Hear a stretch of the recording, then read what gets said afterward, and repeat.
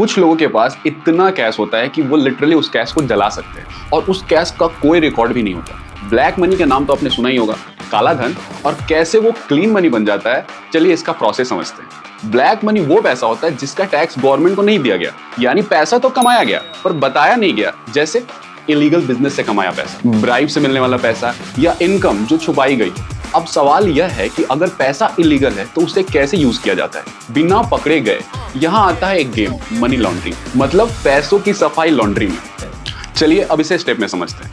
पहला स्टेप है प्लेसमेंट, मतलब कि कैश को सिस्टम में डालना। प्लेसमेंट का मतलब है ब्लैक मनी को पहली बार फाइनेंशियल सिस्टम में घुसाना, जैसे बैंक में छोटे छोटे डिपॉजिट करना, किसी रिलेटिव के अकाउंट में पैसा डाल देना, या फिर हवाला के थ्रू पैसे को भेजना, जो एक सीक्रेट नेटवर्क होता है पैसा ट्रांसफर करने का। एक एग्जांपल से समझते हैं। मानो कि रमेश के पास 10 लाख का ब्लैक कैश है, वो उसे 10 लोगों के अकाउंट में 1-1 लाख के छोटे डिपॉजिट करता है। बैंक तो नोटिस भी नहीं करेगा ऐसे डिपॉजिट को।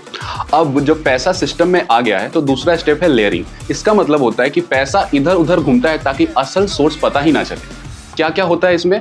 फेक, झूठे कंपनीज बनाना, रियल एस्टेट में इन्वेस्टमेंट, फॉरेन अकाउंट्स या सेल कंपनीज के नाम पे पैसा भेजना।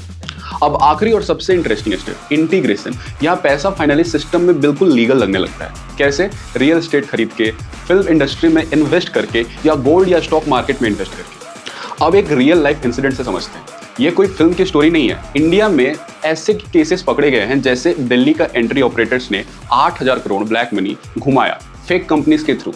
बैंक एम्प्लॉयज ने फेक पैन कार्ड्स और लॉकर्स ऑफर किए पैसे छुपाने के लिए। अब बात आती है कि गवर्नमेंट क्या कर रही है।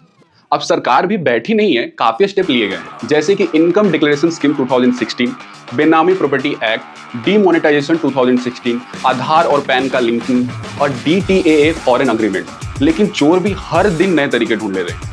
तो दोस्तों याद रखो, ब्लैक मनी को व्हाइट करने का तरीका सिंपल है पर इलीगल है। गवर्नमेंट फाइट तो कर रही है, लेकिन ये फाइट तभी जीतेंगे जब हम सब अलर्ट रहेंगे। आपको ये वीडियो कैसा लगा? क्या आपको लगता है कि कोई और स्टेप इंक्लूड करना चाहिए ब्लैक मनी को रोकने के लिए? कमेंट्स में लिखो, वीडियो को लाइक करो और शेयर करो। जय हिंद।